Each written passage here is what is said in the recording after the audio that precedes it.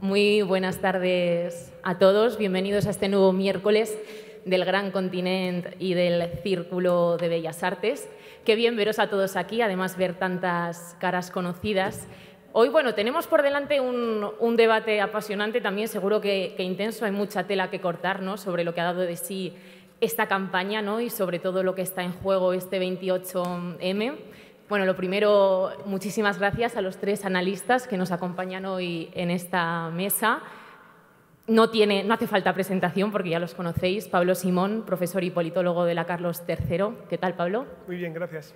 Antonio Maestre, periodista y escritor. Antonio, ¿qué tal? ¿Cómo llevas la campaña? Muy bien, Eva. Cansado, pero bien. Y Marian Martínez Bascuñán, profesora de la Universidad Autónoma de Madrid. Bienvenida, Marian. Muchas gracias por la invitación. Bueno, les agradecemos también doblemente, ¿no?, que estén hoy aquí en esta semana que está siendo tan intensa para todos, también para los que se dedican a analizar la actualidad y, por supuesto, pues para los periodistas, ¿no? Yo lo suscribo totalmente. Aunque parezca imposible, ¿no?, y algunos bueno, de los que nos acompañáis hoy aquí se os haya hecho muy larga esta campaña, por fin estamos en la recta final de la campaña de estas elecciones autonómicas y municipales del 28M. Solo quedan 3 días. Hay muchas cosas en juego. Los partidos se disputan su futuro político pues, en 12 comunidades autónomas y en más de 8.000 ciudades y pueblos por toda España. La suerte está echada, ya lo sabéis, ¿no? Ya a estas alturas poco se puede hacer. Entonces, Antonio, lo primero que me gustaría preguntaros es ¿qué partido crees y creéis que ha salido más beneficiado, ¿no?, de esta campaña electoral? Hola, buenas. Bueno, muchas gracias por la invitación al Gran Continent, al Círculo de Bellas Artes, a ti, Eva, y a los amigos, a Marian y a Pablo. Bueno, yo creo que el más beneficiado, creo que la más beneficiada está siendo aquella que está hablando de lo que quiere y no habla de lo que le perjudica. Y creo que en ese papel, creo que Isabel Díaz Ayuso está consiguiendo que gire toda la campaña, una campaña que es municipal, autonómica a nivel nacional, que se esté jugando solo en clave madrileña, como suele ser muy habitual, pero además en los marcos y con los ítems que a ella le interesa, no tanto porque le puedan beneficiar, sino porque evita que se hable de lo que le puede perjudicar.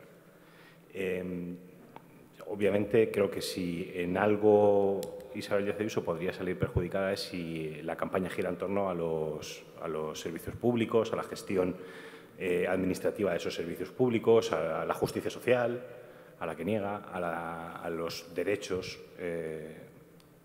públicos, ¿no?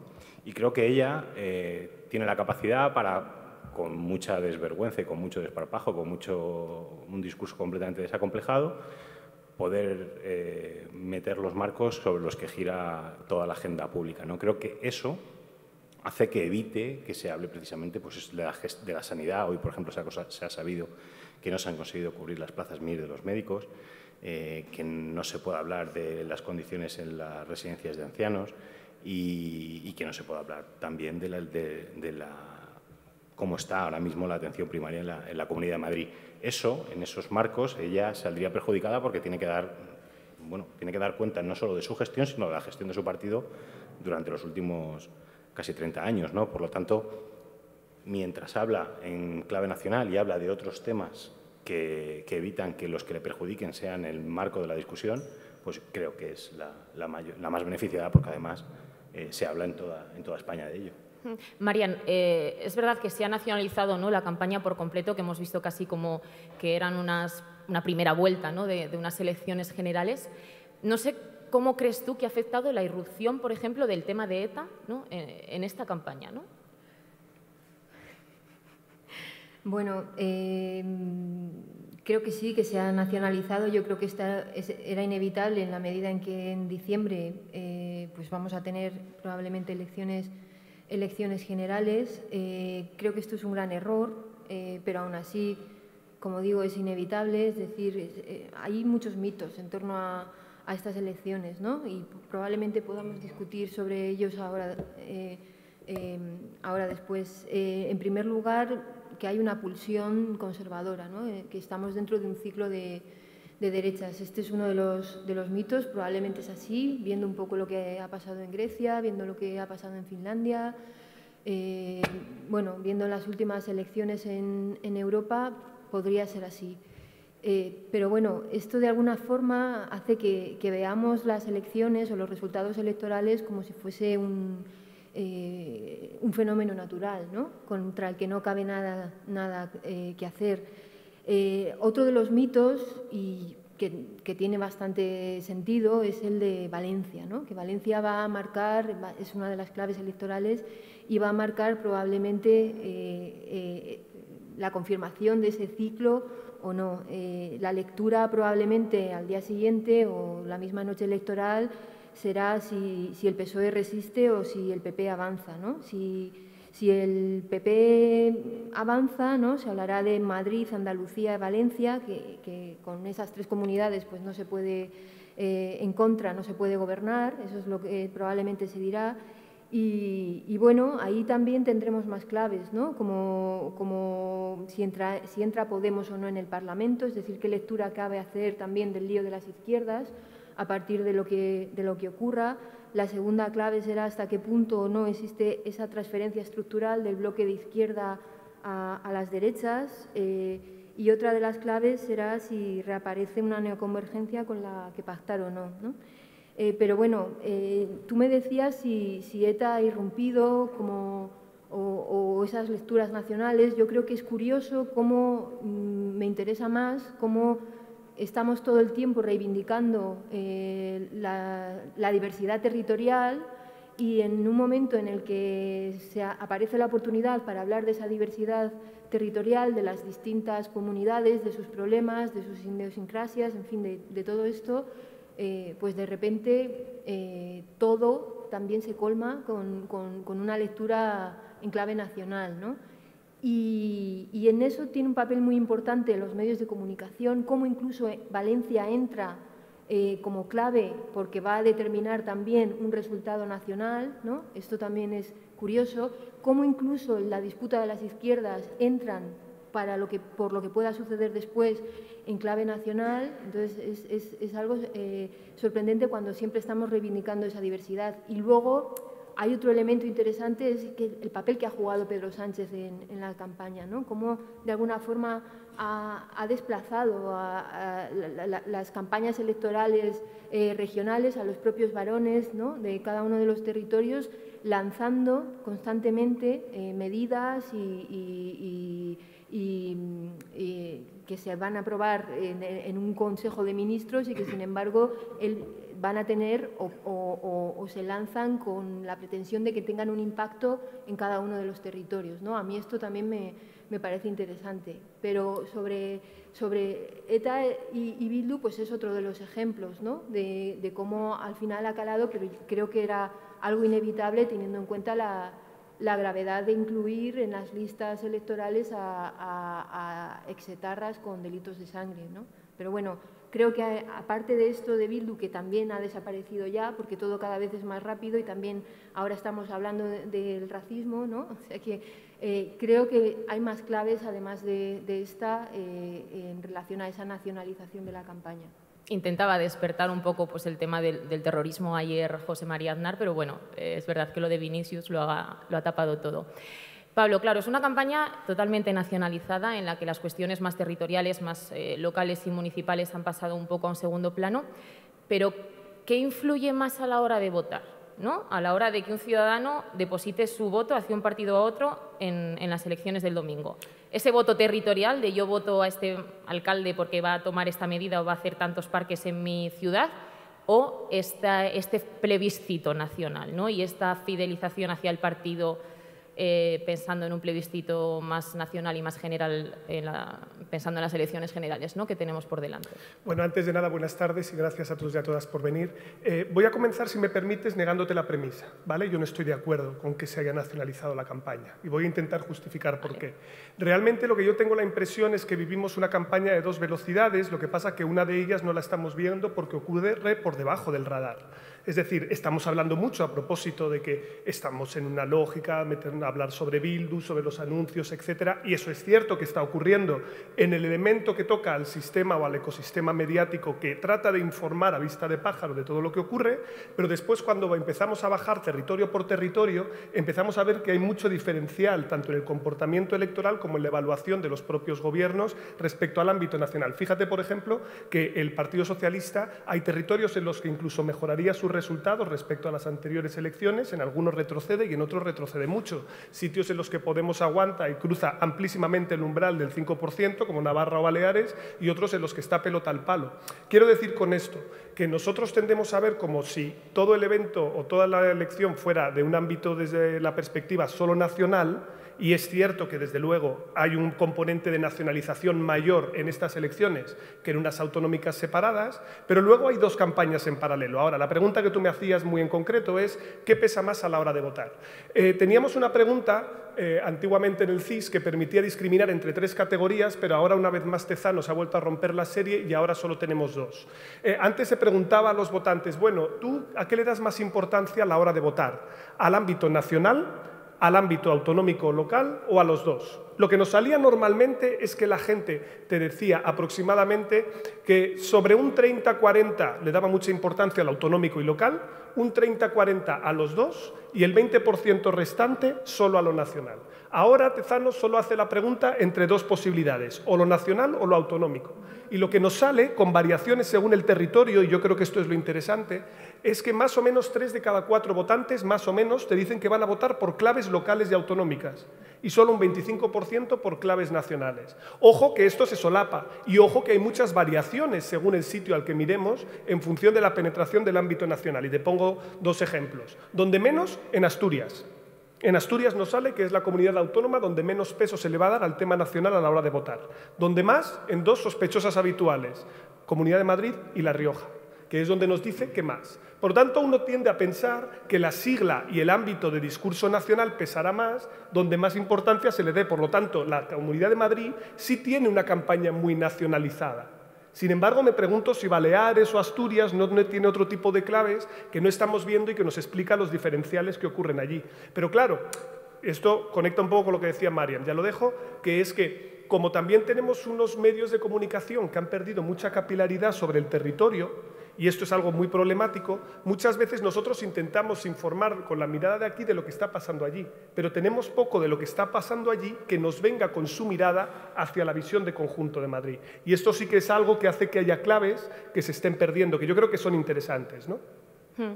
Ahora que mencionabas La Rioja, ¿no?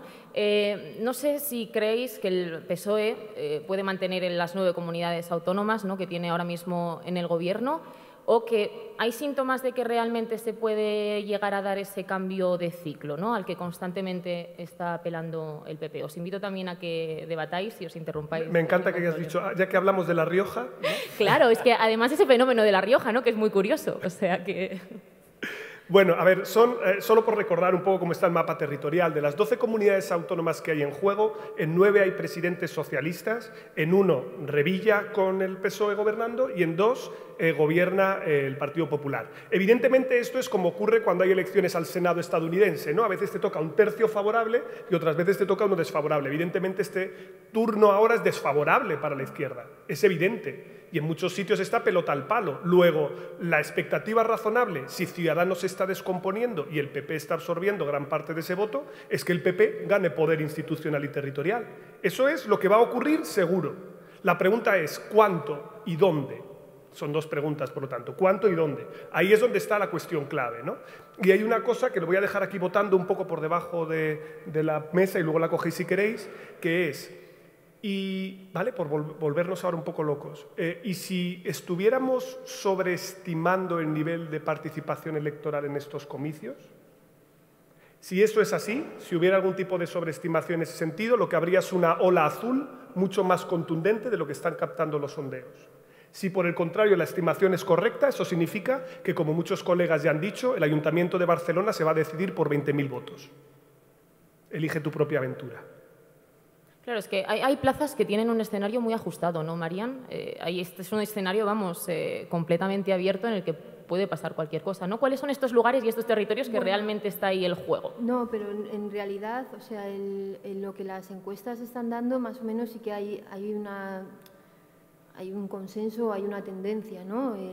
Los bloques siguen estando bastante igualados, es decir, se puede hablar de que puede haber una ola de derechas, pero en realidad los bloques ahora mismo están muy igualados. La cosa es que hay más votantes que se están pasando de la izquierda a la derecha que al revés, es decir, que hay una transferencia mayor de un bloque hacia el otro. No es que sea mayor, es que solo hay una transferencia del bloque de las izquierdas hacia la derecha. Tercero, que los votantes del PP y Vox están más movilizados que los del PSOE, Sumar y Podemos, ¿no? El cuarto, hay más abstencionistas también, eso lo están diciendo las encuestas, que se están pasando a la derecha que a la izquierda. Y el quinto, bueno, que los puntos 2 y 4 solo son coherentes con el primero si los votantes de Ciudadanos se quedan en casa. Estamos hablando poco de lo que ocurre o vaya a ocurrir con los votantes de Ciudadanos, ¿no?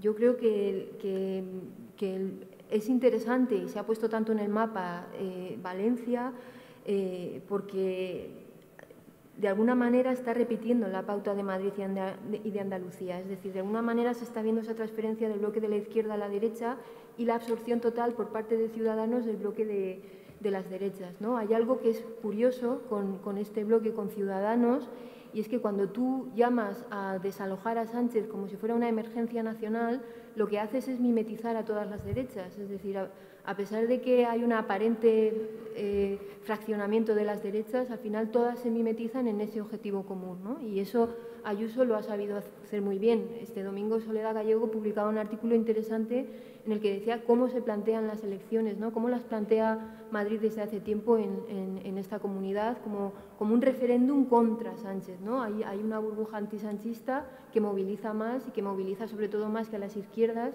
y sobre esto podemos hablar, que vosotros sabéis más que yo, cómo va a penalizar también, ¿no? Las disputas que ha habido pre-campaña y qué lecciones se podrán extraer de la noche electoral sobre si las izquierdas o no deben ir unidas.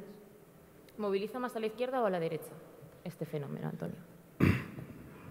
Bueno, depende. Si cuando toda la campaña ha girado en torno a una batalla cultural, eso puede también tener un efecto boomerang. Pero creo que cuando hablamos de unas elecciones municipales, autonómicas, que cada región, municipio, comunidad tiene su especificidad, yo creo que hay a veces que los análisis macro, cuando se aterriza en los micros, se desmontan. En las elecciones pasadas a la Comunidad Autónoma de Madrid, una de las máximas que había era que la única manera de intentar acabar con el gobierno de Isabel Díaz Ayuso era si se producía una movilización masiva del votante, ¿no? Eso se produjo, hubo una gran participación en las elecciones en 2019. De hecho, cuando empezaron a salir los sondeos y se vio que en el cinturón rojo de Madrid había una participación especialmente alta, hubo gente que se animó y todo, y decía que era posible que las elecciones se ganaran a Isabel Díaz Ayuso. ¿Y por qué digo que cuando aterrizas en lo micro te das cuenta de que esos análisis quizá son análisis que no tienen en cuenta las nuevas realidades que han ido surgiendo en cada región? Yo voy a hablar ahora de una específica, que es la que conozco mejor, que es la donde vivo, que es en Fuenlabrada, pero que eso funciona, creo que funciona en cada región, en cada población y en cada comunidad. Cuando salieron esos resultados y todo el mundo dentro del entorno de la izquierda se animó con la posibilidad de que pudieran derrotar a Isabel Díaz Ayuso porque las poblaciones del sur de Madrid se estaban movilizando, ignoraban una nueva realidad que ha sucedido en los últimos años en las poblaciones del sur de Madrid, Fuenlabrada, Getafe, Leganés, Alcorcón, Móstoles, que son poblaciones que tienen entre todas más de 1 millón de habitantes, es decir, hay muchas personas viviendo allí. Ignoraban una nueva dinámica que es la colonización por parte de las rentas altas de esas poblaciones. Se ha producido un proceso de colonización de rentas altas en los PAUs de esas regiones durante muchísimo tiempo. Además, esas poblaciones, esos PAUs, están completamente segregados del resto de la población y si ves los mapas por renta, es una barbaridad. Hay poblaciones, barrios en Fuenlabrada que tienen 4 veces más renta que otros barrios solo cruzando la M506, que es una frontera urbana que segrega la ciudad. De hecho, hay un barrio que tiene una población de 11.000 euros de renta media y otros de 37.000 euros de renta media en Fuenlabrada. Obviamente no votan igual. Obviamente no votan igual. Ese barrio, que ahora tiene cerca de 8.000 habitantes, no existía hace 10 años. Obviamente eso cambia mucho la dinámica del voto, cambia mucho cómo funcionan las dinámicas electorales. Y creo que a veces cuando buscamos esos grandes análisis macro sobre la participación, sobre la movilización, creo que al final ignoramos esas pequeñas dinámicas que solo son perceptibles cuando bajas a lo micro y que obviamente no todo el mundo puede bajar porque es imposible conocer la realidad de cada población y de cada ciudad, ¿no? Y pongo solo otro ejemplo. En esa cuña pequeña de Fuenlabrada que tiene una renta de 10.000 euros, en la que hay una población migrante masiva en el centro de la ciudad, la participación fue 25 puntos más baja que en el resto de los barrios. Obviamente, claro, eran migrantes entre los que no pueden votar y los que pasan de votar porque saben que la realidad les ignora a ellos ignoran a la política, porque que les ignora a ellos la política, pero en ese barrio ganó con mayoría bastante masiva la derecha, porque los únicos que iban a votar, ese 60% de la participación que votó, eran personas mayores temerosas, es decir, que consiguen que la agenda con los debates sobre la ocupación, sobre la inmigración violenta, sobre la delincuencia, les meten miedo. Es decir, al final los que provocan el problema de segregación en el barrio son los que al final otorgan la solución y consiguen que un barrio de renta de 10.000, que es uno de los barrios de menos renta de toda España, está dentro de estos mapas que hace El País tan excelentes, que yo uso mucho sobre el porcentaje de cada barrio, cuál es dentro del porcentaje más rico, más pobre de toda España, está dentro del 1% más pobre de toda España, en la Comunidad de Madrid. Y ahí gana la derecha y con unos porcentajes de participación muy bajos que no tienen nada que ver con el resto de la ciudad. Pablo, Marian. No sé si tenéis algo que añadir al... Sobre claves locales, ya sabéis que como estamos votando tantas cosas a la vez, va a ser un poco infierno la noche electoral. Ya os podéis imaginar, si estás en la tele, las multipantallas que vas a tener y todo el mundo va a mirar a lo que hemos querido mirar. Ojo, porque al final, como dicen los pedantes, esto es performativo. Como todo el mundo ha dicho que la Comunidad de Valencia importa mucho, ahora la Comunidad de Valencia importa mucho, cuando realmente va a camuflar una realidad, que es que allí los bloques están prácticamente empatados. O sea, según las encuestas, quien gane ganará por la mínima. Yo personalmente pienso que las generales se deciden en Andalucía, no ahí. Es decir, en función de cuál sea el margen que saque el PP al PSOE en Andalucía, esto estará indicando el diferencial, porque ahí es donde entra la mayor parte de los escaños, es la más poblada y es donde justamente está desequilibrado el bloque ahora en favor de la derecha respecto a la izquierda, ¿no? Pero van a bajar un montón de claves que yo creo que van a ser interesantes. Sabemos que las más abiertas son Eje del Ebro más Corona de Aragón, por sintetizarlo, ¿no? La Rioja, Aragón, Baleares, Comunidad Valenciana. Pero en las claves municipales hay muchas interesantes. Barcelona supongo que saldrá, Ciudad de Valencia, Sevilla, Valladolid, Vitoria. Nos olvidamos, por ejemplo, que el PP no gobierna en ninguna ciudad relevante de Galicia, de las capitales, que ahora mismo el PP en Castilla y León solo gobierna en Salamanca, también nos olvidamos de eso, que tiene aspiraciones a entrar en las ciudades de Extremadura, que es muy importante lo que ocurra en Huelva, en Cádiz y en Sevilla, no solo lo que pase en la capital andaluza, ¿no? Y en Granada, perdón, que también está en el aire. Hay tantas claves y va a ser todo esto tan difícil, pero yo sí quiero anticipar una cosa, que es que prácticamente en ningún sondeo, quitando la Comunidad de Madrid, se dice que la lógica de bloque se vaya a romper, y eso necesariamente a nivel autonómico implica que PP va a requerir de Vox, en todos los contextos, que ya los votantes han normalizado este tipo de alianzas.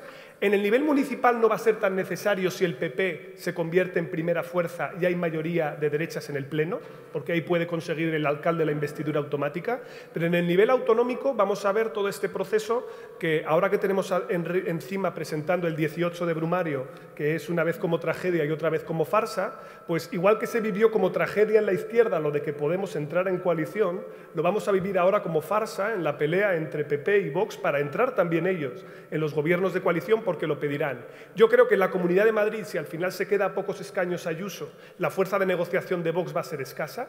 Yo entiendo que vivimos ahora en un contexto en el que, lo voy a decir con toda crueldad, Podemos se ha vuelto bisagra para elegir entre Ayuso con absoluta y Ayuso con Vox, o sea, solo un poco por contextualizar cómo están las cosas, pero en las otras comunidades, sin embargo, no tiene ningún incentivo Vox para no pedir entrar, y lo va a pedir, y eso ya va a tener unas primeras implicaciones, ¿no? Que es la normalización de un actor como parte también de la estructura de gobierno, porque en la izquierda ya ocurre la lógica de bloques con normalidad y en la derecha también se va a dar.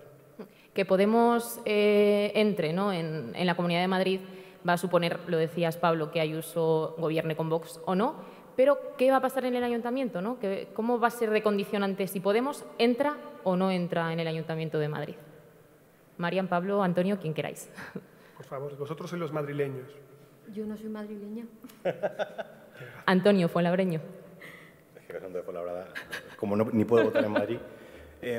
Bueno, hay una clave sobre el Ayuntamiento de Madrid que creo que también se aplica en la Comunidad de Madrid y que marca un poco la nueva realidad que hay dentro de la izquierda, y es que en el último debate Podemos, no sé ni ya cómo entran o cómo van. Su argumento para pedir el voto era que necesitaban pasar del 5% para ser claves. Y solo ver de dónde viene este partido y cuáles eran las dinámicas de discurso que manejaban antes y que ahora estén pidiendo sobrevivir para poder ser relevantes, yo creo que marca una clave de cuál es la dinámica de la izquierda en la actualidad, ¿no?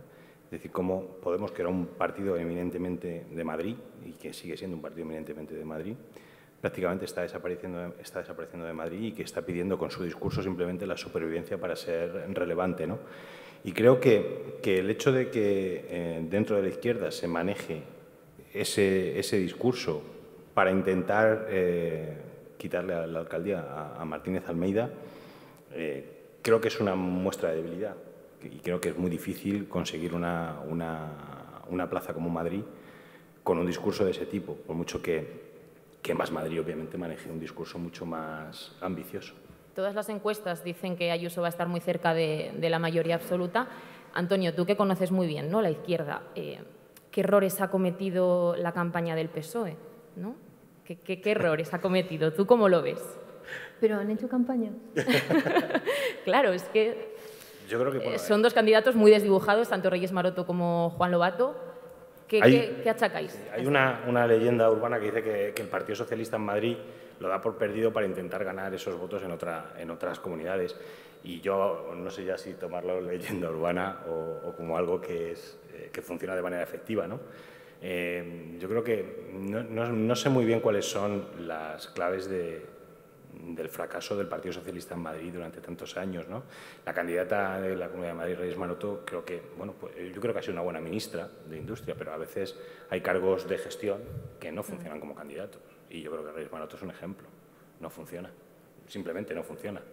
Que le pasa un poco también como el candidato a la Comunidad de Madrid, Lobato, que cometen un error, el Partido Socialista en la Comunidad de Madrid comete un error de manera sistemática, o por lo menos yo lo veo como un error. Ellos han intentado hablar conmigo para convencerme de que no es un error. Pues luego los resultados dicen lo que dicen, y es que ellos evaluaban que podría pasar como pasó en Cataluña, y que el votante de Ciudadanos podían recoger algo del votante de Ciudadanos, pero que ignorando que la sociología del votante de Ciudadanos en Cataluña no tenía nada que ver con la sociología del votante de Ciudadanos en la Comunidad de Madrid. De hecho, así ha ocurrido que el votante de Ciudadanos en la Comunidad de Madrid ha sido subsumido completamente por Isabel Díaz Ayuso, porque era muy de derechas. Era así, muy de derechas. Otra cosa es que se sintiesen un poco avergonzados por los casos de corrupción del Partido Popular y buscaran una salida. Pero si os fijáis, yo creo que tanto Gabilondo como Lobato han intentado recoger con sus propuestas a ese votante de Ciudadanos. Lobato llegó a hablar que Ayuso estaba criminalizando a los ricos en una declaración que no sabemos todavía muy bien qué quería decir con ella, que luego la retiró, y sus propuestas fiscales a veces hablan en los mismos términos que habla Isabel Díaz Ayuso, o juegan en el mismo marco que Isabel Díaz Ayuso, porque buscan, no sé muy bien con qué análisis se hacen, intentar robarle votante a Ayuso o a Ciudadanos con sus marcos más potentes, que son el de las rebajas fiscales o el de dirigirse hacia la gente con más renta, ¿no? Y es una estrategia que es que no puedo explicar porque considero completamente un delirio. Entonces, no sé muy bien cuál es la motivación para que el Partido Socialista insista de manera sistemática en eso, en Madrid, porque, bueno, los resultados son los que son.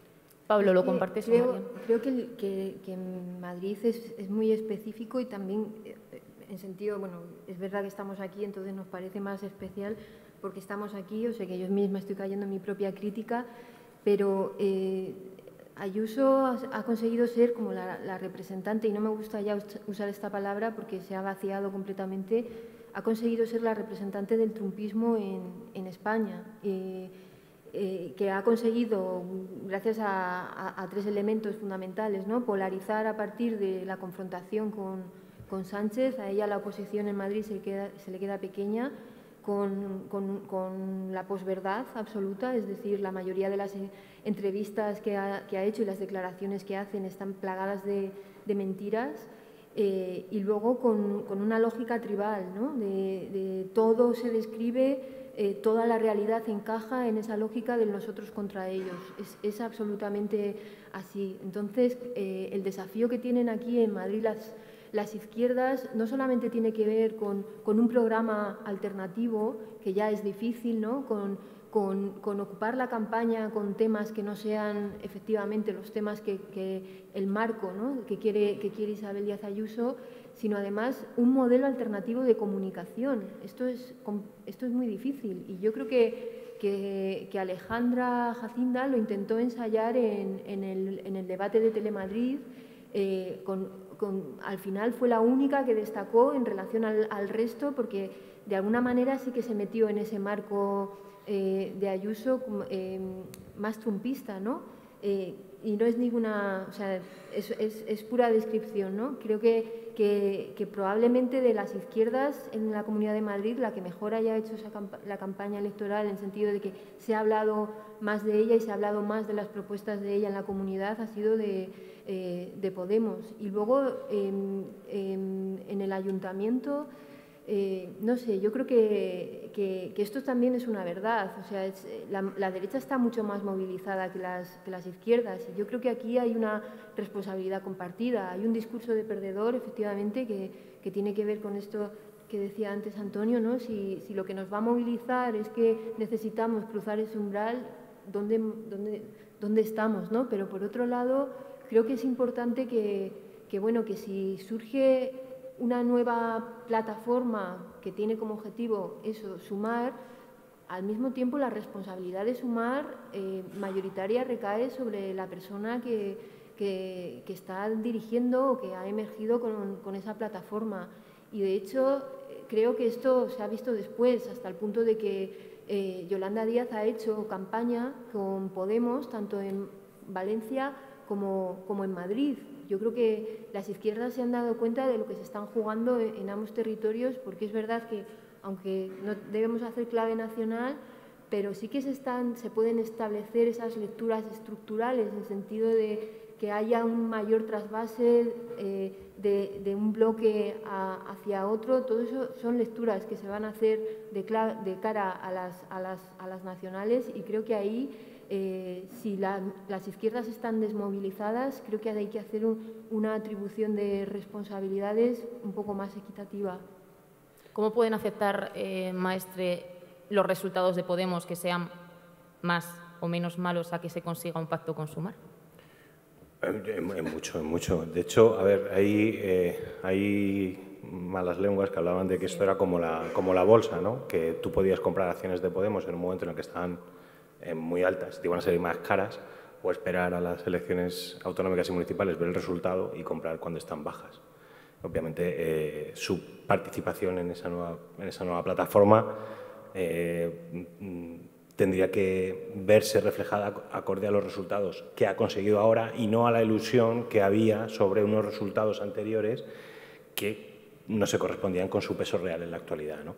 Obviamente, si miramos en términos de qué interesa a Sumar o qué interesa a los partidos de la plataforma con respecto a Podemos, pues a ellos obviamente les interesaría un mal resultado de Podemos para que no fuese tan lesiva, ¿no?, su participación en Sumar. Pero yo creo que eso no es una manera de mirar adecuada y correctamente, ¿no? Creo que al final, si todos los elementos que van a formar esa plataforma están débiles, la plataforma estará más débil que de otra manera, ¿no? Lo que pasa es que los resultados van a ser los que van a ser. Quiero decir, el ideal sería que Podemos fuese fuerte, que Más Madrid fuese fuerte, Compromís fuese fuerte, todos fuertes, juntos sumando fuertes, pues igual conseguirían unos resultados mejores, pero la realidad va a ser la que va a ser. Y como estábamos hablando, si Podemos no entra en la Comunidad de Madrid, no entra en el Ayuntamiento y tiene unos resultados malos en otras comunidades y en otros municipios, pues va a ser muy complicado mantener esa estructura, porque al final las estructuras son personas, son nóminas, son salarios, son gente a la que tienes que dar una salida, un lugar donde trabajar, y cuando eso no se produce empiezan a haber muchas fugas, muchas salidas, dinámicas tóxicas dentro de los partidos, y obviamente un mal resultado en un partido de la izquierda puede dinamitar más aún todo lo que ocurre. Mientras vayan las cosas bien, creo que sería mejor para la plataforma, para Sumar. Pero obviamente los resultados creo que para Podemos, obviamente aunque entre, no van a ser buenos. Pablo, ¿por qué Isabel Díaz Ayuso es tan imbatible electoralmente? Hombre, yo distinguiría aquí dos planos distintos, ¿no? El de la campaña y el de la estructura. Por lo que toca a la campaña, hay un capítulo clásico de Los Simpson, de los de Halloween especiales, en el que sabéis que todos los monstruos de la ciudad cobran vida y entonces el lema para derrotarlos es a los monstruos no mirar. Eso es lo contrario de lo que hace la izquierda de manera sistemática. Da igual lo que diga Ayuso, que el madrileñocentrismo de los medios de comunicación y lo que esto vende en términos de clickbait a derecha y a izquierda hace que todos sus mensajes se amplifiquen y se extiendan. Pero además es que ella ha tenido siempre la habilidad de plantear marcos ganadores para las campañas en términos de lo que una parte de la izquierda ha perdido, que es horizonte aspiracional. Es decir, ¿a qué quiero ir? Yo quiero ir a mejor. ¿Qué es para mí aspiracionalmente? Lo que me mueve, da igual que yo esté mal ahora, pero puedo ir a mejor. Estoy en un contexto de confinamiento y encierros. ¿Qué es lo que quiero? Libertad, hacer lo que quiero. Libertad en un sentido pedestre, de no interferencia, pero que nadie me diga lo que tengo que hacer. Ganas, dicho hasta con desgana, pero ¿qué es ganas? Ganas es ganar, ganas es ir a más. Tú puedes ganar, tú puedes obtener, tú puedes mejorar.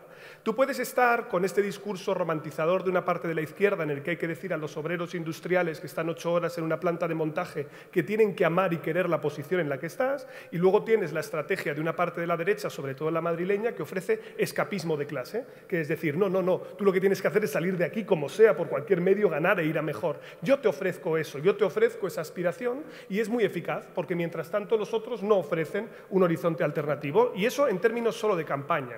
En términos de estructura, Díaz Ayuso, yo discrepo aquí un poco con Mariam, yo no creo que sea Trump, yo creo que es Esperanza Aguirre Reloaded. Sí. Es decir, a mí me parece un producto típicamente del PP madrileño, que tiene las características propias del PP madrileño, que es de inspiración neocon, muy claramente neocon, ultraliberal en lo económico y que no le teme a las guerras culturales, temas del aborto, etcétera, entra a saco, o sea, se han quedado en el thatcherismo, es, diría yo, la factoría ideológica más potente que tiene el PP, porque en otros sitios tiene posiciones más matizadas. Segundo, utiliza muy bien esto que antes comentaba, ¿no? La baja identificación, que no hay política madrileña, solo hay política española, por lo tanto emplean continuamente el nacionalismo español, es decir, Madrid es casi un dique contra Cataluña, contra el País Vasco, etcétera, ¿vale? Entonces esto se emplea muy bien, que se solapa con el eje derecha-izquierda y te permite crecer transversalmente.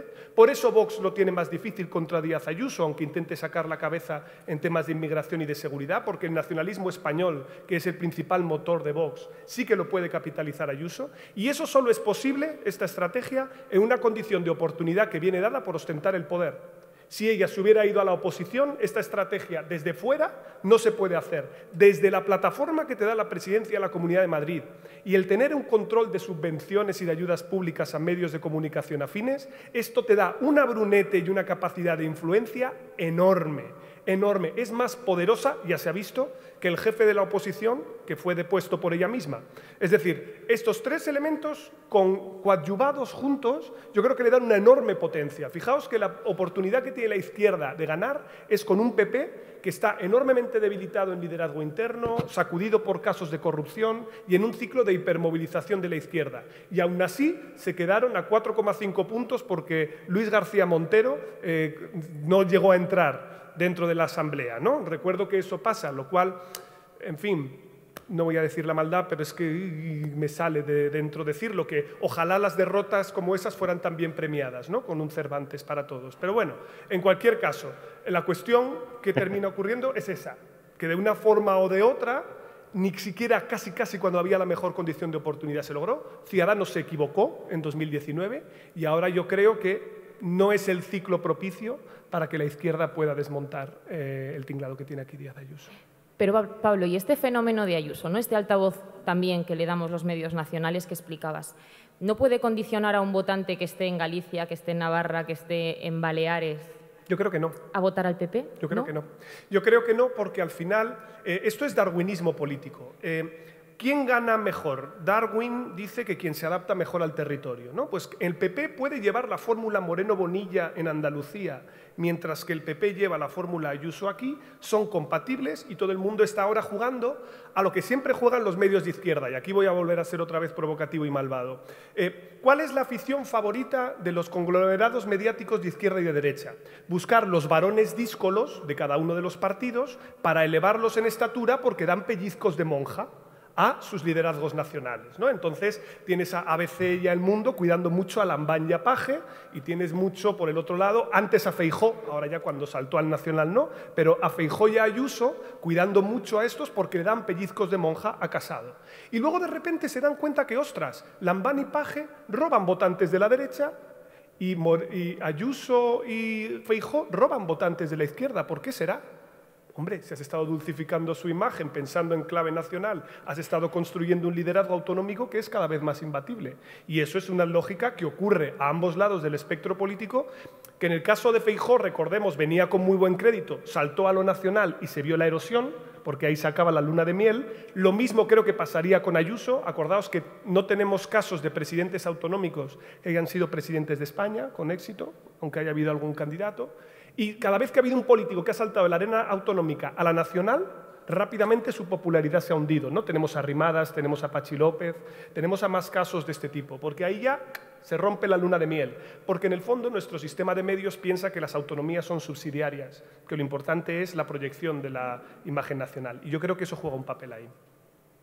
Yo, si me permitís una cosa sobre la Comunidad de Madrid, la agenda de los medios, y hay una cosa que a mí me parece que es notoria y es que las personas que tienen representación a la hora de marcar la agenda pública o a la hora de tener voz, creo que tienen una cosa que Teumann Dig llamaba los mecanismos de ilusión del conflicto, que hace que puedan no sentirse zaheridos por los problemas que existen en la Comunidad de Madrid, en los que Isabel Díaz Ayuso es más criticable o tiene más problemas de gestión, que son el problema de las residencias de ancianos, primero porque va dirigido a un público que obviamente pues tiene poca voz pública y tiene poca capacidad para poder marcar la agenda, y luego lo que tiene que ver con la sanidad y con la educación. La sanidad pública, la gente que tiene capacidad para poder tener una voz pública tiene también capacidad económica para poder tener un seguro privado y poder eludir estos problemas derivados de la atención primaria, por lo tanto no los sufre de manera recurrente. Lo mismo pasa con la educación y con cómo se prima la concertada, porque casi todas las personas que tienen un lugar de representación pública tienen la capacidad para poder eludir esos problemas derivados de la falta de gestión de Isabel Díaz Ayuso y irse a una concertada. Por lo tanto, al final, y esto es algo que creo que hemos vivido todos, los periodistas, las personas que tienen una posición también de preeminencia a la hora de tener un altavoz, al final hablan muchas veces de los temas que más les interesan a ellos, más les preocupan a ellos, porque todos somos subjetivos, porque todos somos humanos y porque al final miramos o el foco lo ponemos en los lugares en los que nos preocupan más. Y de manera recurrente, y yo he visto que estos problemas asociados a la clase en la agenda pública, las personas, hay poca gente de una clase social de clase trabajadora o gente que tenga una clase social no acomodada. Y esto tiene mucho que ver a la hora de seleccionar los temas de los que se habla, los temas que te preocupan, y obviamente los temas que a Isabel Díaz Ayuso más daño le hacen son aquellos que la gente que tenemos capacidad para poder ponerlos sobre la mesa no los sufrimos. Y creo que eso es algo que también es muy relevante a la hora de marcar el éxito que tiene, ya no digo Isabel Díaz Ayuso, sino el Partido Popular, porque si vemos los datos de 2007 y los votos que tenía el Partido Popular en 2007, prácticamente lo que está haciendo Ayuso es volver a los datos que tenía de 2007. Es verdad que cuando solo había 3 partidos, ¿no? Yo creo que también cuando hablamos, es cierto bueno, ya que estamos hablando de Madrid y de la responsabilidad de los medios de comunicación, creo que esta identificación de Madrid con España está muy bien utilizada por Ayuso. Creo que forma parte también del ecosistema madrileño, pero al mismo tiempo creo que también lo hemos alimentado nosotros y lo han alimentado también algunos políticos de comunidades autónomas o de nacionalismos, como se dice, periféricos, ¿no? Que venían aquí a Madrid y hablaban de la corte, hablaban de los mentideros, ¿no? de la corte de Madrid. Algunos periodistas que están aquí que son de esas nacionalidades periféricas hablaban de alguna forma con extrañeza, como si fuesen corresponsales, ¿no? Están aquí en Madrid como corresponsales, y yo creo que de alguna manera Ayuso también ha aprovechado esto, ¿no? La forma en la que desde fuera se habla de Madrid como la capital que nos oprime, la capital que nos aliena, porque al hablar así, ¿no? De la capital de la corte y de los mentideros de Madrid y de lo que sucede ahí, de alguna forma estás construyendo un relato en el que creas esa lejanía y creas esa sensación de alienación y de un centro que nos oprime y que al final es aprovechado efectivamente también por la propia Ayuso para generar esa identificación. Lo curioso es que en esa identificación de la corte no se habla nunca de España, siempre se habla de la corte o se habla de Madrid para evitar hablar de España, y es ella la que sí que hace finalmente esa identificación. Pero yo creo que tenemos que reflexionar todos sobre esa estrategia que finalmente le ha resultado tan exitosa y cómo todos de alguna manera hemos contribuido a crear esa extrañeza con relación a Madrid y esos mitos también y esos discursos, ¿no? Ese artículo famoso, ¿no? De que Madrid se iba, es verdad, pero al final Ayuso ha copiado las estrategias del procés. Es decir, cuando tú estás responsabilizando al gobierno central sobre lo que sucede en tu comunidad autónoma, tú estás eludiendo la rendición de cuentas de tu comunidad autónoma. Esto también se ha hecho en Cataluña, ¿no? O sea que, de alguna manera, creo que ella ha sido muy hábil aprovechando todo este caldo de cultivo del que somos todos responsables. Y que hay algo que parece una tontería, pero que es que Madrid no tiene un periódico regional. Entonces, eso también ayuda por parte de los medios nacionales a engrandecer el mensaje, ¿no? Y a engrandecer la información madrileña. Es que todas las teles son regionales, todos los periódicos son regionales. Es que creo que al final es imposible porque está copada la información. Quiero decir, es que todo está aquí en Madrid, por lo tanto no hay nada que pueda hablar de la región porque todo habla de Madrid constantemente. Y creo que eso es una obviedad, pero por lo que también estamos hablando, es que los periodistas estamos aquí en Madrid. Es lo que vivimos, es lo que conocemos. Y muchas veces, pues obviamente, para poder hablar de algo que no conoces, pues yo no voy a hablar de la periferia de Sevilla porque no la conozco, obviamente. Ya para ir terminando, chicos, aquí hoy hay muchos profesionales, ¿no?, que se dedican a la comunicación política. Nos ha quedado claro que Ayuso ha hecho una campaña muy buena, ¿no?, nacionalizándola y también, bueno, despertando un poco pues, el fantasma de ETA. Pero me gustaría preguntaros qué otros candidatos, ¿no?, o qué otros partidos consideráis vosotros que a nivel de comunicación política, pues tanto en spots, en eslóganes o la utilización de TikTok, yo qué sé, lo han hecho mejor, ¿no? Han hecho una mejor campaña.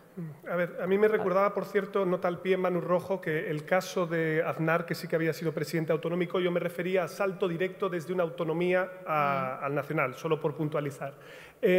Comunicación, campaña. Bueno, espero que os haya gustado mucho el debate sobre las elecciones autonómicas de Madrid, pero vamos a abrir ahora un momento el foco, si os parece, porque es verdad que a veces nos obsesionamos y es normal que así sea, por precisamente la atracción que tiene. Pero fijaos, ejemplos de comunicación, o que yo creo de campañas que son eficaces sobre el nivel territorial. De momento, vamos a coger, si os parece, un mapa súper rápido, ¿vale? Aparte de Vigo, ¿vale? Viva Vigo, que va a continuar ahí construyendo un, digamos así, consistorio casi coreano, si continúa ampliando la mayoría. Y muy interesante también, recordatorio, los alcaldes tienen una alta probabilidad de ser reelegidos para un segundo y tercer mandato, es donde hay menos alternancia. O sea, tened en cuenta que es más común en el nivel autonómico que en el local y más común en el nacional que en los otros dos.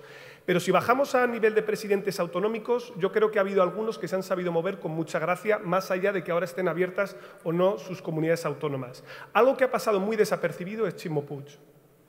Ximo Puig es un presidente que directamente, pero directamente, tiene periodistas de Madrid a sueldo.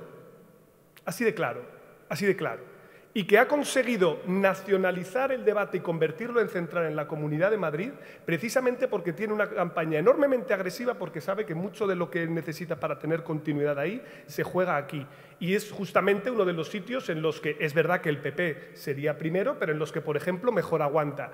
En términos de comunicación, dicen Lambán y Paje dicen barbaridades, están todo el rato contra Pedro Sánchez. La pregunta que yo siempre planteo es a la inversa, ¿no? Lambán y Paje son de derechas, dicen muchos, y yo lo plantearía, ¿no son tal vez todo lo de izquierdas que se puede ser en los territorios en los que están? Que es otra manera de verlo. Es decir, ¿acaso, si uno toma los datos, de los pocos sitios en los que hay transferencias de Ciudadanos hacia el Partido Socialista, en el que podría incluso aguantar la mayoría absoluta, es Castilla-La Mancha? Esto también es un hecho. Fíjate que Vara, que está en una posición más contemporizadora, está más amenazado precisamente por esa coyuntura. Y luego hay algunos sitios en los que el Partido Socialista, por ejemplo, incluso hasta mejora sus resultados, y yo creo que tiene que ver mucho con comunicación local. Por ejemplo, María Chivite en Navarra, que es también un caso que ha pasado desapercibido, pero algunos sondeos incluso apuntan que podría ser también la fuerza más votada. Al final, y lo dejo aquí, claro, hablamos de la nacionalización del debate, pero no nos olvidemos de dos cosas clave. Primero, ser alcalde o presidente te da un foco tremendo que no lo tienen los de la oposición. Y por lo tanto, si yo soy alguien que está en el poder, me interesa que la campaña vaya de temas locales y autonómicos, porque yo además tengo a la prensa regional a sueldo, así de claro, da igual de qué partido seas, pero tiene esa capacidad de influencia, esa proyección, esa agenda, mientras que el de la oposición, Amazon, no sé ni quién es. ¿Vale? Creo que es el que va a la Comunitat Valenciana del PP, creo. Pero es más complicado de saber, menos grado de conocimiento. Y segundo, el nivel de valoración que tienen los ciudadanos de la gestión autonómica y local es mucho más alta de la que tienen del gobierno de Pedro Sánchez. Por lo tanto, lo que yo no entiendo, que es lo que a lo mejor algún estratega me podrá explicar o luego vosotros me podéis contar, es ¿por qué este empeño en el cual ha entrado Moncloa de nacionalizar tanto el debate con continuos anuncios y con elementos que tienen que ver con agenda nacional? Cuando realmente a ellos lo que les interesaría más es mantener la marca estable y luego dejar que cada uno de los comités de campaña territorial hagan su juego, porque ahí es donde tienes más ventaja. Ocurre lo contrario en el caso del PP, ¿no? El PP quiere que esto sea un plebiscito Sánchez sí, Sánchez no, porque sabe que María Chivite o Ximo Puig o Francina Armengol están mejor valorados que Pedro Sánchez. Entonces eso es lo que a mí un poco me funde los plomos y no sé exactamente si es simplemente que están desconectados los niveles y nadie habla con nadie o hay una enorme mente detrás colmena que nos oculta los planes secretos y luego va y resulta y retienen las 9, ¿no? No lo sé. Yo es que lo decíamos al principio del debate sobre Madrid en el que estamos. Hablábamos de esto, ¿no? Del papel de Sánchez en estas elecciones. A mí me ha generado cierto desconcierto, porque el anunciar cada domingo una medida para un sector de población distinto, para los jubilados el cine, para los jóvenes el Interrail, para los tal, o sea, llega un momento en el que no se puede digerir, ni siquiera comunicativamente, y al mismo tiempo estás eclipsando las campañas electorales de los distintos territorios, ¿no? Y un ejemplo significativo fue Paje. Saltó a Twitter, que es donde nos movemos también y de donde sacamos muchas conclusiones, saltó a Twitter un vídeo con unas declaraciones muy machistas que había hecho sobre su hija y su hijo y a mí me sorprendió los comentarios que yo veía ahí en Twitter, porque directamente se decía que era un idiota, ¿no? Y que cómo es posible que este señor gane unas elecciones en Castilla-La Mancha. Y me sorprendía porque, claro, mi ecosistema de Twitter, bueno, pues es también muy madrileño y pensaba, bueno, Ayuso está conectando con el votante madrileño, ¿por qué no entendemos que Paje pueda conectar también con el votante de Castilla-La Mancha y que tenga un perfil que efectivamente genere más identificación con un líder como es él, como es Paje, que quizás desde Madrid no se entiende y que al mismo tiempo y paradójicamente desde Moncloa se le silencia, ¿no?, por esa presencia, omnipresencia que tiene el presidente del Gobierno en esta campaña. Entonces, yo lo veía un poco contradictorio, ¿no? Por un lado, nuestra condescendencia a la hora de hablar de Paje como un idiota, ¿no? Y decir, bueno, y si este señor ha conseguido entrar en el Twitter y entrar en campaña, igual es porque ha dicho esta barbaridad, que es al final lo que estamos premiando todos, ¿no? Y al mismo tiempo no entender que él sí puede generar identificación con ciertos discursos en Castilla-La Mancha y entender, al contrario, que no genera esa identificación cuando Ayuso está haciendo justo lo mismo, ¿no? Entonces me parecía que era curioso, ¿no? Y al final la conclusión es esta. Ha sido una campaña extraña, ha sido una campaña en la que es verdad quizás que en los territorios se ha hablado de los problemas de cada una de las comunidades autónomas, pero lo que se ha visto, la ola mediática, para mí ha sido muy extraña, de ETA, del racismo, de esas medidas de Madrid, de Valencia, efectivamente, como la clave fundamental de cara a la competición de diciembre. No sé, creo que hay muchos elementos para la reflexión que habrá que continuar, sobre los que habrá que continuar debatiendo. Sí, yo hay cosas que cuando no comprendo siempre pienso que, o sea, cuando veo tan evidentes que no las comprendo, siempre pienso que es que me estoy equivocando y que tiene que ser una genialidad que no soy capaz de desencriptar, ¿no? Y eso es algo que, por ejemplo, me ha ocurrido con las pancartas o las lonas que ha puesto Podemos en Madrid, la de Roberto Sotomayor diciendo: los cayetanos de este barrio lleváis con 4 años en exclusiva con un alcalde, eso va a acabar el 28 de mayo, ¿no? Claro, yo desde un punto de vista racional no entiendo que tú vayas a un lugar donde no te vayan a votar para encabronar al votante que no te va a votar, para movilizar al votante que no te va a votar. Desde un punto de vista racional no lo entiendo. Pero hay otra manera de verlo, porque yo hablé hace tiempo cuando no entiendo estas cosas, procuro hablar con gente que no sé si sabe o a lo mejor dicen que sabe y no saben tampoco demasiado, pero me hablaba, llevaba a una candidata que no era nada conocida, que uno de los problemas que tenía es que en las encuestas salía que la conocía el 30% de la población y se encargó de, haciendo el ridículo prácticamente, que empezaron a conocerla. Entonces, yo cuando veo esas campañas, claro, uno de los problemas que tenía Roberto Sotomayor es que no le conocían, que no le conocen en Madrid. Entonces, yo no sé si eso es una buena campaña. Ya llega un punto en que ya no lo sé, porque igual consigue que tenga o que aumente el conocimiento. Y obviamente para que te voten primero te tienen que conocer. Entonces yo no sé si eso es una buena campaña. Sigo pensando que no lo es, sigo pensando que tiene más sentido poner esa misma pancarta en un barrio donde es posible que te voten. Es decir, en Vallecas pones esa pancarta diciendo: los cayetanos del barrio de Salamanca han tenido 4 años en exclusiva un alcalde, eso va a cambiar el 28 de mayo. Creo que eso tiene más sentido porque estás movilizando los tuyos. Pero no sé si estas campañas que no acabo de comprender no acaban siendo una genialidad. Entonces no sé si al final pues es lo que funciona, ¿no? Estamos muy perdidos. Claro. Lo veremos el domingo todo. Si alguno queréis saber algo más sobre todo lo que está en juego el 28M, os invito a que leáis en El Gran Continente un artículo que ha publicado hoy Daniel V. Guisado. Y ahora, bueno, pues si tenéis alguna pregunta, tenéis aquí a Antonio, a Mariam y a Pablo, que seguro que están encantados de contestarlas. Así que nada, os invitamos a que participéis en el debate y a que preguntéis lo que queráis.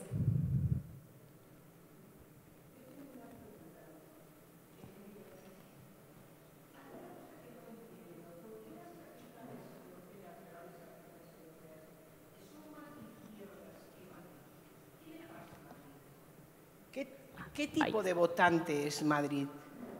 Es que no lo entiendo. Luego hay unas manifestaciones que está la gente en la calle, se moviliza y siguen votando todo en contra de lo que están. No entiendo Madrid. No sé, ¿me lo podéis explicar? Eso, Pablo. A ver, hay muchas hipótesis sobre por qué puede ocurrir esto, algunas más fuertes que otras, y yo no tengo una respuesta tampoco evidente para ello. Hay gente o hay colegas que lo que me han dicho es que tiene que ver con la estructura del votante, porque tenemos en España un problema muy grave de empadronamientos atípicos. Esto es lo que se llama gente que vive en un sitio pero que no está empadronada en el mismo lugar. Esto no ocurre con tanta frecuencia en otros sitios, por lo tanto podría generar que hubiera una capa superficial de gente que protesta en Madrid o tiene actitudes más a la izquierda en Madrid, pero que sin embargo vota en otros lugares. Y esto estaría muy conectado sobre todo con que la prestación de salud y educación está muy vinculada al lugar de empadronamiento. Esto sería una hipótesis posible, no sé si es muy persuasiva porque me tendría que ser muchísimo voto. También es verdad que ha cambiado un poquito, esto es algo que a lo mejor no se ha mirado mucho, pero que desde la COVID-19, aunque ha cambiado la estructura demográfica de Madrid, Madrid ciudad ha perdido habitantes, pero ha cambiado la composición, porque mucha gente se tuvo que empadronar en el sitio para recibir la vacuna. Entonces, ha habido movimientos de población, no sé cuánto puede mover. Yo, la hipótesis que sin embargo veo más fuerte es que tiene que ver con la existencia de una baja identidad autonómica o local aquí y una fuerte movilización del nacionalismo español. Ese elemento está muy vinculado y muy asociado a la derecha, y la identidad fuerte que se considera que en Madrid es la prevalente es la de España, no la de su propia comunidad. Cosa que no ocurre, por ejemplo, en Londres, o no ocurre en París, o no ocurre en Berlín, donde el tema del nacionalismo no es algo tan relevante o no tiene las mismas coordenadas que tiene en España. Y eso podría explicar por qué pues, el hito más relevante que nos deja José María Aznar en la arquitectura de España es la bandera de Colón, bien grande, para que no se te vaya a olvidar dónde estás. Y que Madrid es España dentro de España, y que básicamente Ayuso casi no habla de Madrid, habla de España, y habla de Madrid como el motor de España, como el lugar que atrae talento del conjunto de España, porque Madrid es España dentro de España y Madrid es Madrid en España. Pero la señora Ayuso es una influencer de la política, no tiene ni idea de política. En absoluto, se los merienda a todos, y en política hay que ser consecuencialista, como diría Maquiavelo. Al final el resultado está encima de la mesa, y el hecho es que funciona. A ver, por aquí delante una pregunta. Aquí, Tomás, ahí. Pero yo creo que es muy interesante lo que había comentado Mariam, sabiendo, conociendo una parte de lo que dice Ayuso que puede ser mentira, estamos condenados por unos medios de comunicación. O sea, ahora en medio hay unos medios de comunicación comprados o pagados por Prisa, Florentino, no sé. Entonces, ante eso, yo creo que ahora mismo no sé si... O sea, yo no veo salida. No sé si vosotros, si eso es verdad, porque también Pablo decía, bueno, todos los partidos tienen como sus televisiones pagadas, ¿no? O sus programas, pero ahora mismo es verdad que eso se extiende, todo eso que estáis diciendo a nivel nacional, pero la masa media consume un periodismo ahora mismo totalmente manipulado. O sea, verdaderamente tienes que hacer un ejercicio, tú particularmente, cada uno, de buscar editoriales, de pensar, de no sé qué, porque... Y entonces yo creo que ahí, no sé si... O sea, yo no encuentro una salida ante eso, ante esos medios. ¿Pero vosotros creéis que hay menos pluralidad ahora o hay menos capacidad de encontrar información ahora que hace 30 años? No, a nivel personal no. No, digo, si tienen más capacidad de influencia o tienen más capacidad de persuasión ahora que hace 30 años. Yo creo que sí. Pero pues yo creo que estáis muy equivocados en ese sentido. No, que no hay tanta influencia. Yo creo que había mucha más capacidad de persuasión hace 30 años, porque había mucha menos pluralidad, mucha menos capacidad de fiscalización, mucha menos capacidad de eludir precisamente esos marcos que eran completamente verticales, es decir, iba de arriba abajo y no había ninguna capacidad, es decir, era un dogma, era un mantra, eran axiomas lo que te decían los medios de comunicación. Si ahora tenemos una capacidad para poder ser más críticos porque creemos o tenemos esa concepción de que, bueno, los medios a veces no tienen no tienen interés por informar, sino por defender sus propios intereses. Yo creo que eso es lo que ha cambiado, creo que eso es mucho mejor y creo que ahora tenemos una mayor capacidad para eludir precisamente esa manipulación de la que hablas que hace 30 años. Creo que precisamente ahora hay una no en la tele, tenemos no más en la tele, herramientas. no en la televisión. Es que la televisión antes, Es que y no la ahora ve hay más que antes. Es que el consumo televisivo está cayendo en picado. Claro, no, Sí. Es que no. tenemos un problema de desintermediación de la política. Perdón porque salte aquí, pero aquí hay dos cosas que me sorprenden de ese discurso porque yo entiendo que es muy complaciente y muy cómodo. Primero, que los individuos estamos carentes de agencia, es decir, por algún tipo de razón todos somos títeres manipulados por terceros, y por alguna razón el que lo suele decir es alguien que se ha desprendido de ese control, el resto seguimos controlados. Y segundo, que también es muy llamativo, es que, sobre todo porque viene de posiciones de izquierdas, es que no existe contradicción entre capital y trabajo, ¿no? Es decir, que los periodistas son meros encargados de los dictos de lo que le dicen el capitalista que controla el medio, cuando realmente, para ser un marxista o para alguien de izquierdas, esto es muy extraño. Si de verdad estuviéramos en un contexto de esas características, no deberíamos haber visto los cambios políticos significativos que hemos visto en España durante los últimos 7 años, ¿no? Pero aún así yo creo que también es muy importante no caer en esencialismos, que es otra de las cosas, otro de los mitos, ¿no?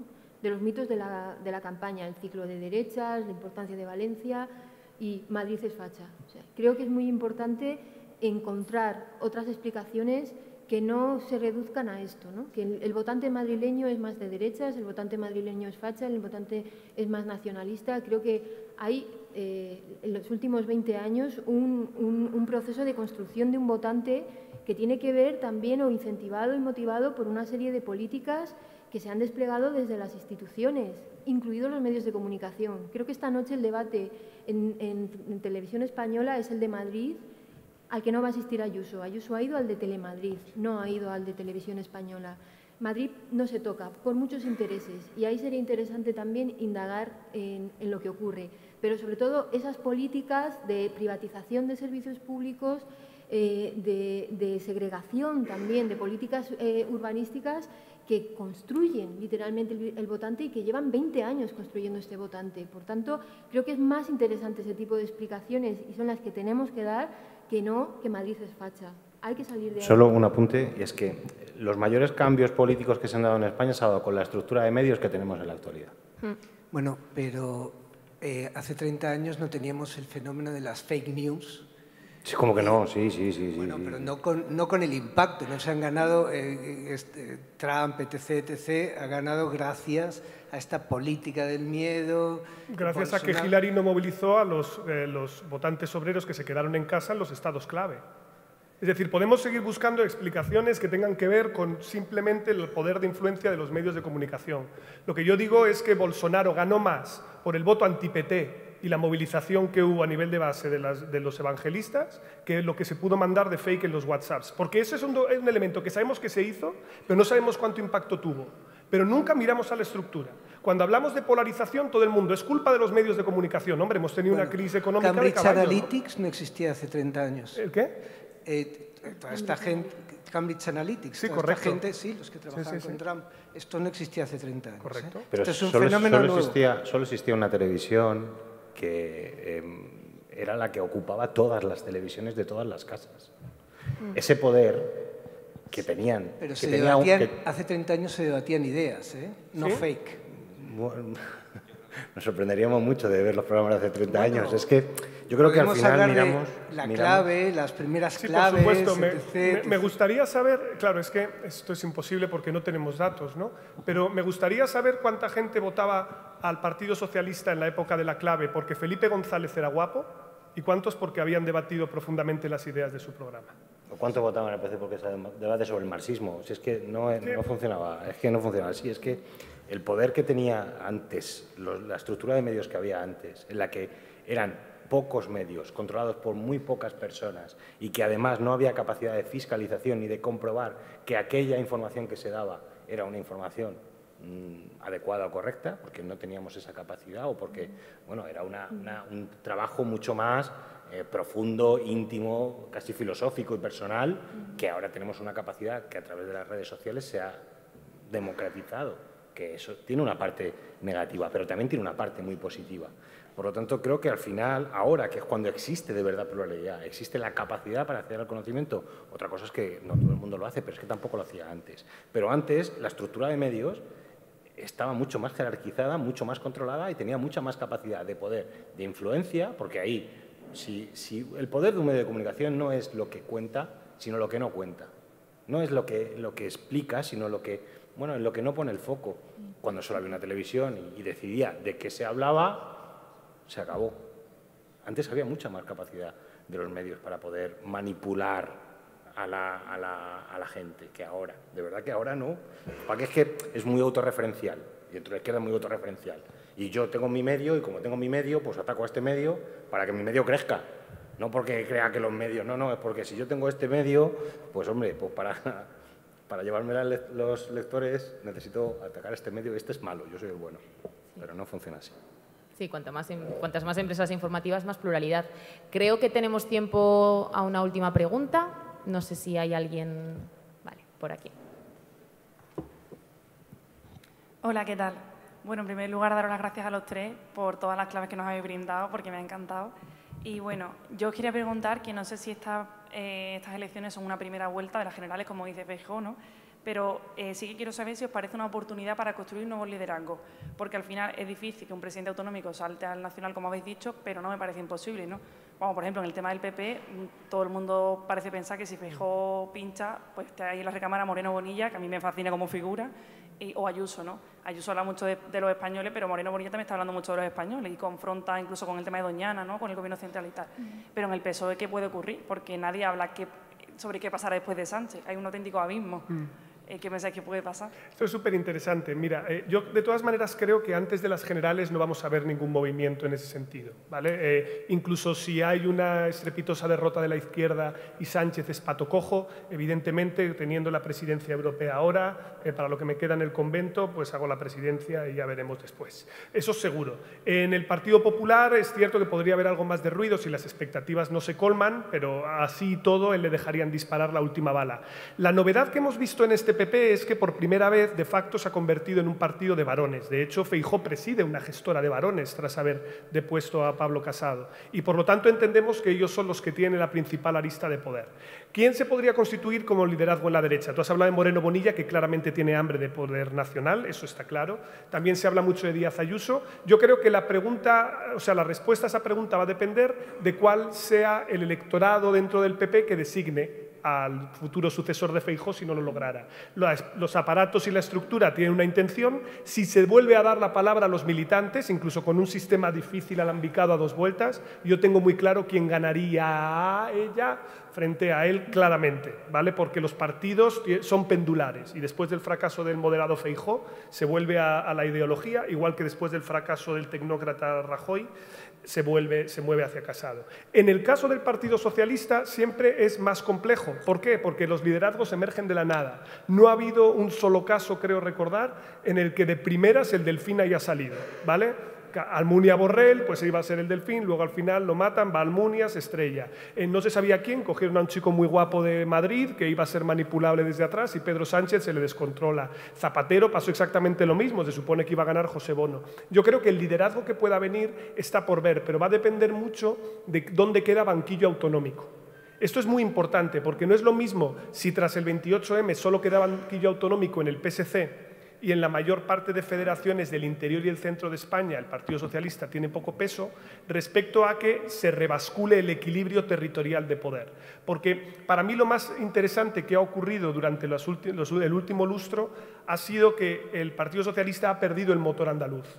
Y esto sí es una novedad respecto a lo que había, porque perder el catalán ya lo había perdido en su momento cuando Podemos emergió con fuerza allí, ¿vale? Y el PSC estaba en el Prusés y luego se recompuso. Pero esta es la verdadera novedad, es que el Partido Popular, por eso decía antes que es tan importante lo que pasa en Andalucía, porque el Partido Popular aspira a consolidar allí esa plaza y eso haría por primera vez que, digámoslo así, el acento catalán pudiera tener más opciones del liderazgo nacional, con lo que eso implica en un contexto de polarización del eje nacional con Vox tirando del otro lado. O sea que es súper interesante, pero si me permitís la maldad, yo creo que Page, aunque pueda aspirar a ese liderazgo y parezca que es el otro lado del péndulo, yo lo veo más difícil que otro tipo de perfiles. Bueno, Pablo, Antonio, Marian, muchísimas gracias por haber estado aquí. Esperamos que os haya resultado muy interesante, que os sea leve estos últimos 3 días de campaña y, como diría Vargas Llosa, que votéis bien. Bueno, no, esto es broma. Gracias. Gracias.